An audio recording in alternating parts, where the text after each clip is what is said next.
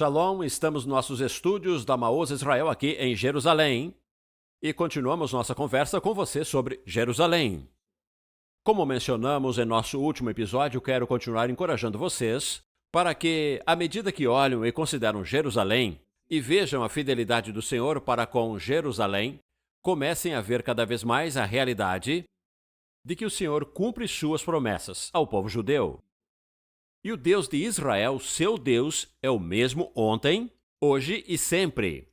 Então sabemos que Ele cumprirá suas promessas com você, se continuar em seus caminhos, e Ele pode mantê-lo em seus caminhos. Também vimos em nosso episódio anterior que Jerusalém recebeu uma rica e bela herança, mas também um destino profético, espiritual e futuro. Então, é aqui que paramos. Israel estava experimentando os sinais, prodígios e milagres de Deus, em um padrão que se repetia. E, eventualmente, eles se afastavam do Senhor e eram expulsos da Terra Santa e da Cidade Santa, Jerusalém. E, finalmente, em 586 a.C., os babilônios entraram, capturaram Jerusalém, conquistaram a cidade, exilaram o povo, levaram-no para a Babilônia e destruíram o templo. Assim, tudo parecia sombrio e obscuro, mas as promessas de Deus são verdadeiras e não são mentira, e ainda havia uma esperança futura. Então vemos em Jeremias que durante 70 anos o povo de Jerusalém esteve na Babilônia, mas, como lemos em Jeremias, capítulo 25, versículos 11 e 12, toda esta terra se tornará uma ruína, uma desolação, e essas nações estarão sujeitas ao rei da Babilônia durante 70 anos. Quando se completarem os 70 anos, castigarei o rei da Babilônia e a sua nação, a terra dos babilônios, por causa das suas iniquidades, declara o Senhor, e a tornarei uma desolação para sempre. E como previram as Escrituras, Babilônia foi capturada por Ciro, da Pérsia. Agora Ciro deu um pouco mais de liberdade religiosa ao povo judeu.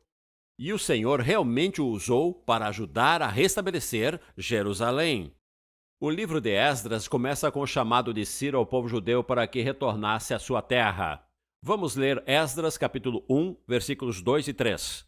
Assim diz Ciro, rei da Pérsia: O Senhor, o Deus dos céus, deu-me todos os reinos da terra e designou-me para construir um templo para ele em Jerusalém, que está em Judá. Qualquer do seu povo que esteja entre vocês, que o seu Deus esteja com ele e que suba a Jerusalém, que está em Judá, para reconstruir o templo do Senhor, o Deus de Israel, o Deus que em Jerusalém tem a sua morada. Depois vemos que Neemias vai para Jerusalém. Ele tem esse grande projeto de reconstruir os muros que cercam Jerusalém. Ele volta a habitar a cidade de Jerusalém e outras cidades ao redor de Jerusalém. Ele também reinstituiu a adoração no templo, incluindo a adoração musical davídica, porque Neemias sabe que para que o povo de Deus continue nos caminhos do Senhor, eles precisam ter a presença de Deus que vem através da adoração. Para segui-lo, precisamos ter louvor e adoração o tempo todo na cidade de Jerusalém. Mas os velhos hábitos voltaram, e Neemias retorna para revisar as coisas. Vamos ler em Neemias 13, versículos 6 e 11. Algum tempo depois, pedi a permissão dele e voltei para Jerusalém. Aqui soube do mal que Eliacibe fizera, quem era o sumo sacerdote. Também fiquei sabendo que os levitas não tinham recebido a parte que lhes era devida e que todos os levitas e cantores responsáveis pelo culto haviam voltado para suas próprias terras. Por isso, repreendi os oficiais e lhes perguntei: por que essa negligência com o templo de Deus? E então convoquei os levitas e os cantores e os restituí aos seus postos. Assim, Neemias está muito irritado porque as porções que se referem aos dízimos que eram dados àqueles que adoravam no templo para sustentar as pessoas que ministravam ao Senhor, para que não precisassem sair e buscar empregos. Então ele os traz de volta ao seu lugar e os restabelece em suas posições para que a adoração possa continuar. Mas vemos que, mesmo no tempo de Esdras e Neemias, antes mesmo deles, Zorobabel e outros vieram e reconstruíram o que é reconhecido como a Era do Segundo Templo, mas nunca alcançou a glória total. e a extensão que o Senhor pretendia para Israel.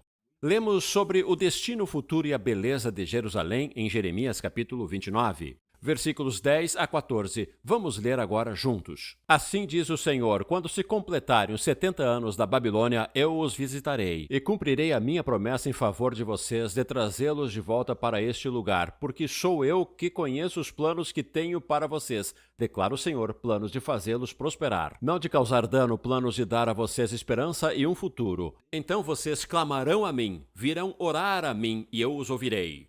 Vocês me procurarão e me acharão quando me procurarem de todo o coração. Eu me deixarei ser encontrado por vocês, declara o Senhor, e os trarei de volta do cativeiro. Eu os reunirei de todas as nações e de todos os lugares para onde os dispersei, e os trarei de volta para o lugar de onde os deportei, declara o Senhor. Assim vemos que há uma esperança maior de que Jerusalém esteja em paz e viva em segurança com o Senhor, mas também de que o Senhor estará com eles. E assim há vislumbres do destino futuro de Jerusalém ao longo dos séculos.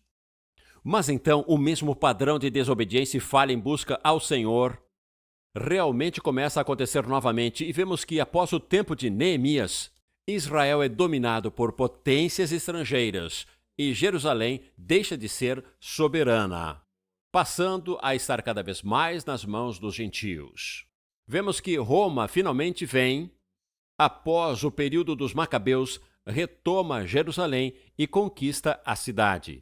Embora eles tenham permitido que alguns sacrifícios sacerdotais continuassem, nunca houve a liberdade e a glória que vimos anteriormente. Mas então vislumbramos o destino futuro de Israel, quando nos arredores de Jerusalém, em Belém, nasce Yeshua, o Messias. Agora algo está acontecendo, agora estamos entrando no propósito dos planos de Deus para Jerusalém ao longo dos séculos. E vemos que Jerusalém estava entrelaçada com o destino de Yeshua. Ele teve uma relação de toda a vida com Jerusalém. E vemos um pequeno vislumbre da infância de Yeshua em Lucas capítulo 2, versículos 46 e 47. Depois de 3 dias, o encontraram no templo sentado entre os mestres, ouvindo-os e fazendo-lhes perguntas. Todos os que o ouviam ficavam maravilhados com o seu entendimento e com as suas respostas. Então Yeshua, sem que seus pais soubessem, está lá para a Páscoa e permanece. E começamos a ver, uau, esse é um menino diferente, ele tem um futuro poderoso. Mas então vemos que Yeshua já não é mais um menino. Ele cresceu e está de volta ao templo, de volta a Jerusalém, dando ensinamentos poderosos e palavras proféticas impressionantes que maravilhavam todos ao seu redor. Vamos ler em João capítulo 7, versículos 10 a 16. Contudo, depois que os seus irmãos subiram para a festa, ele também subiu, não publicamente, mas em segredo. Quando a festa estava na metade, Jesus subiu ao templo e começou a ensinar. Os judeus ficaram admirados e perguntaram como foi que esse homem adquiriu tanta instrução sem ter estudado. Jesus respondeu: o que ensino não procede de mim, vem daquele que me enviou. Então vemos essa relação intrincada entre Yeshua e Jerusalém, e seus destinos estavam unidos. E também vemos que Yeshua tinha um amor profundo por Jerusalém e por seu povo, e ele chorou pela cidade. Não há outra cidade documentada pela qual Yeshua tenha chorado. É um amor tão grande. Vamos ler em Lucas capítulo 19, versículos 41 e 44. Quando se aproximou e viu a cidade, Jesus chorou por ela e disse: ah, se neste dia você compreendesse o que traz a paz. Todavia isso agora está oculto aos seus olhos. Virão dias em que os seus inimigos construirão trincheiras contra você e o rodearão e o cercarão por todos os lados. Também a lançarão por terra você e os seus filhos. Não deixarão pedra sobre pedra, porque você não reconheceu o tempo em que Deus a visitou. Yeshua, sendo o maior de todos os profetas, conhecia o futuro imediato de Jerusalém. Ele dá mais detalhes em Lucas capítulo 21. Mas ele sabia que Jerusalém estava prestes a ser destruída dentro de uma geração e que o templo ficaria em ruínas. Ele também sabia que estava prestes a enfrentar momentos difíceis, mas também sabia que ressuscitaria ao terceiro dia. Em Mateus capítulo 20, versículos 17 a 19, ele diz aos seus discípulos o que irá acontecer. Enquanto estava subindo para Jerusalém, Jesus chamou em particular os 12 discípulos e lhes disse: Eis que estamos subindo para Jerusalém, e o Filho do Homem será entregue aos chefes dos sacerdotes e aos mestres da lei, eles o condenarão à morte.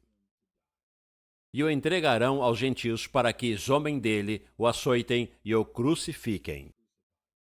No terceiro dia, porém, ele será ressuscitado. Assim vemos que o Senhor tem esse amor por Jerusalém, mas sabe que eles estão deixando passar o motivo pelo qual ele está ali, para ajudá-los. Em Mateus, capítulo 23, versículos 37 a 39, Jerusalém, Jerusalém, você que mata os profetas e apedreja os que lhes são enviados. Quantas vezes eu quis reunir os seus filhos como a galinha reúne os pintinhos debaixo das asas. Mas vocês não quiseram. Eis que a casa de vocês ficará deserta. Pois eu digo que vocês não me verão mais até que digam Baruch Rabá B'Shem Adonai, que significa bendito é o que vem em nome do Senhor. Aqui vemos um segredo sendo revelado, que Jerusalém, Israel, não veria o Senhor voltar, até que o recebessem, até que o acolhessem. Ele diz até que digam bendito é o que vem em nome do Senhor. O que em hebraico é uma saudação ao rei, é uma recepção do rei de volta ao seu trono. E quando ouvirmos isso, veremos Israel dando boas-vindas ao seu Messias. E veremos o início desse reino davídico prometido através das Escrituras, onde Yeshua retorna como rei. Temos mais coisas emocionantes para compartilhar com você sobre Jerusalém em nosso próximo episódio, mas primeiro, quero que saibam sobre uma oportunidade importante. As informações na sua tela mostrarão como você pode se envolver e obter mais informações para se cadastrar e receber atualizações diretamente da terra de Israel. Conhecimento, histórias e música diretamente de Jerusalém para você. E para obter nossa publicação gratuita, o relatório Maoz Israel, um relatório que existe há mais de 45 anos enviado de Jerusalém diretamente para você, fornecendo informações sobre o que está acontecendo aqui em Jerusalém e também mais sobre o ministério do Maoz Israel. Junte-se a nós no próximo episódio enquanto continuamos nossa conversa sobre Jerusalém. Desde Jerusalém, Israel, sou Kobe Ferguson. Shalom, shalom.